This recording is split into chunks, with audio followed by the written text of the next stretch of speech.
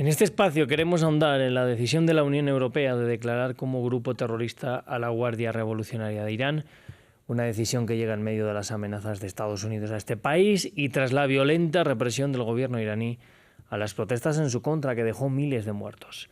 Para analizar este movimiento nos acompaña Víctor Solano, él es coordinador del Centro Latinoamericano de Estudios Islámicos y especializado en Irán. En primer lugar, gracias por estar aquí con nosotros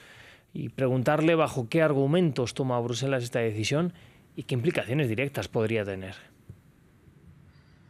Bueno, primero que todo, muchísimas gracias por la invitación. Realmente estamos en momentos de transición en lo que está ocurriendo en Irán, en su relación diplomática con la Unión Europea y en general con todos los países con los que en algún momento tiene o ha tenido algún tipo de vínculo. Y digo que es un momento de transición porque hasta hace unos años, en la última década, Irán venía construyendo pacientemente una serie de relaciones diplomáticas, de acceso y de permisos para que la Unión Europea pudiera hacer verificaciones, por ejemplo, del programa nuclear y que debido al también cambio de gobierno en los Estados Unidos, el segundo periodo de Trump, ha traído un cambio paradigmático en ese sentido, debido a su gran influencia, hablo de los Estados Unidos frente a la Unión Europea, pues es de esperarse que también haya un cambio de la Unión Europea en su perspectiva frente a Irán.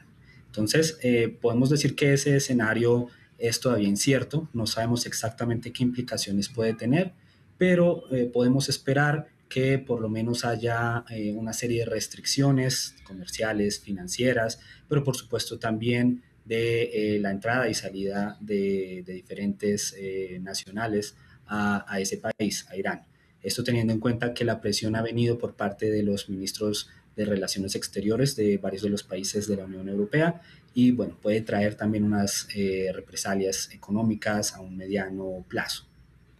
Claro, entonces, entiendo por lo que nos cuenta que podríamos ver este movimiento de la Unión Europea quizás como un movimiento que busque el agrado de Estados Unidos. Quería preguntarle qué tan importante ha sido la Unión Europea en estos lazos diplomáticos que ha ido creando Irán en los últimos años, que nos comentaba por qué era importante para ellos Europa. Claro, es importante no solamente por la proximidad geográfica y con la posibilidad de que Irán pudiera abrirse a mercados que antes no estaban tan segmentados o tan cortados debido obviamente a la postura ideológica de ese país, a los vínculos más naturales con los aliados en su región, sino también porque esto permitía una mayor facilidad del reconocimiento del régimen en términos políticos, en términos también de esa contención que ostenta en Medio Oriente. Eh, Europa es naturalmente que uno de los principales ejes, es probablemente junto con Estados Unidos, el eje que mueve el mundo en todos los aspectos y en el aspecto económico. El recrudecimiento de las sanciones, de los bloqueos y de cualquier tipo de imposición que Estados Unidos viene realizando desde el 79 a Irán, obliga a ese país, a Irán, a buscar otras alternativas. Y entonces hablamos de que hubo una serie de acuerdos de verificación y de ingreso y de la presencia de la Unión Europea a través de diferentes organismos, verificando el cumplimiento con una serie de premisas del programa nuclear, que sabemos que en Irán ha tenido siempre esa duda, si está desarrollando un nuevo armamento nuclear, y por ello digamos, 2012 a 2015 hubo una serie de avances importantes para que Irán pudiera seguir desarrollando su programa nuclear sin que eso le costara, por supuesto, puntos negativos hacia su estrategia militar y de contención. El hecho de no mostrar absolutamente todo era, por supuesto, que una de las ventajas que tiene Irán frente a sus enemigos naturales, militares y políticos, pero también podía ganar terreno si mostraba pues una cierta permisibilidad, un cierto acceso y la garantía de que estaba cumpliendo con los acuerdos internacionales. Eso Claro. hasta que Trump en su primer periodo de gobierno decidiera retirarse de las negociaciones, de unas negociaciones que estaba teniendo Sí. directamente con Irán, lo cual conllevó a un cambio nuevamente de esta posición. poco más de lejanía, de cerrarse un poco a estos espacios de negociación y nuevamente recaer directamente hacia otro tipo de estrategias. Sí. Víctor, le quería preguntar por la respuesta que tenemos hasta ahora. Ha dicho el ministro de Exteriores que esto es un error, un gran error estratégico de la Unión Europea y además han anunciado movimientos en el estrecho de Hormuz. ¿Qué tipo de respuesta podría llevar a cabo Irán ahora mismo? Bueno, naturalmente que la principal respuesta que Irán puede tener a este tipo de declaraciones, así como fue en el 2019 cuando Estados Unidos declara también que la Guardia Revolucionaria es un grupo terrorista, vamos a ver probablemente un ejercicio similar de despliegue militar, de grandes desfiles, de grandes movimientos de esa fuerza militar hacia las regiones que son estratégicas, a los puntos estratégicos, concretamente hacia el sur de Irán y en el estrecho de Hormuz y Bab al-Mandab, son esas zonas importantes que controla el flujo de los buques petroleros y en general de la salida y entrada de recursos por esa región.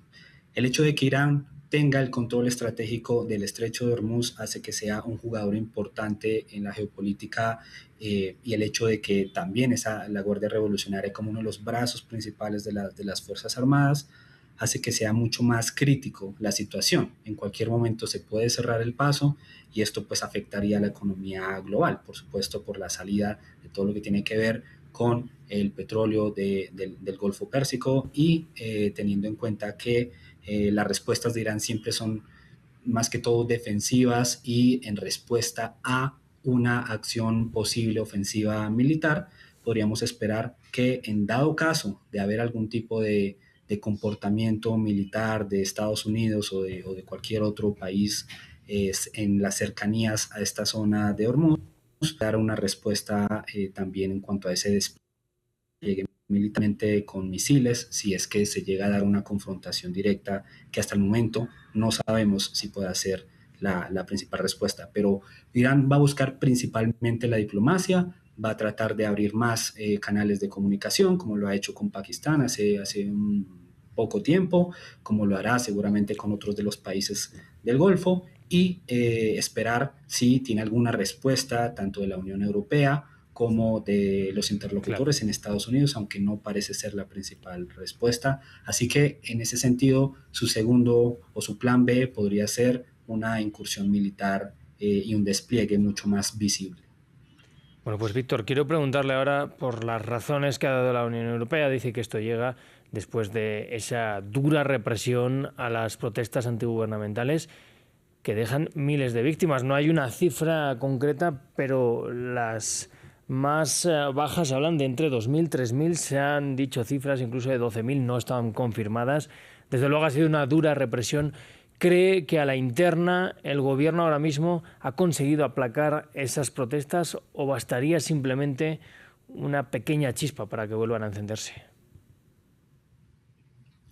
Sí, por supuesto, podemos hablar de que históricamente las protestas al interior de Irán se han reavivado. No ha habido, por así decirlo, un momento de completa tranquilidad y quietud a nivel interno. Desde el 79 hasta la actualidad hemos visto momentos en los que se recrudece mucho más la situación, ya sea por represión interna o por factores externos que terminan por llevar a la gente a las calles, a la protesta. En estos momentos, si bien no tenemos completo acceso a la información, ya sea por el control mediático, como también por esos bloqueos a las redes sociales y a Internet, al acceso a Internet,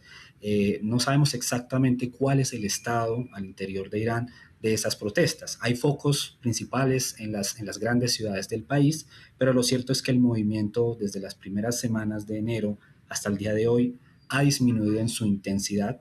y seguramente hemos visto expertos que opinan al respecto de qué pasaría si Estados Unidos interviene militarmente hablando. Puede que juegue incluso en contra de esas protestas en el sentido que se genere un sentimiento de fervor nacional y de protección de la soberanía que lleve a que esas demandas de la población en las manifestaciones se dispersen y al dispersarse se centre nuevamente toda la atención en cómo vamos a defender la soberanía y cómo vamos a proteger al territorio iraní. lo cual hace que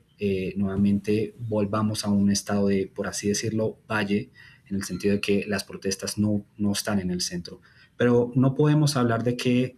el gobierno ha logrado aplacar por completo este tipo de manifestaciones. Lo cierto es que sí han bajado su intensidad debido, entre otras cosas, a que no hay un liderazgo unificado, pero estamos todavía a la expectativa de qué puede pasar en el caso de darse una intervención extranjera en el territorio iraní. Si por un lado aumenta mucho más la tensión y la confrontación al gobierno, o si por otro lado puede jugar en contra de esos intereses.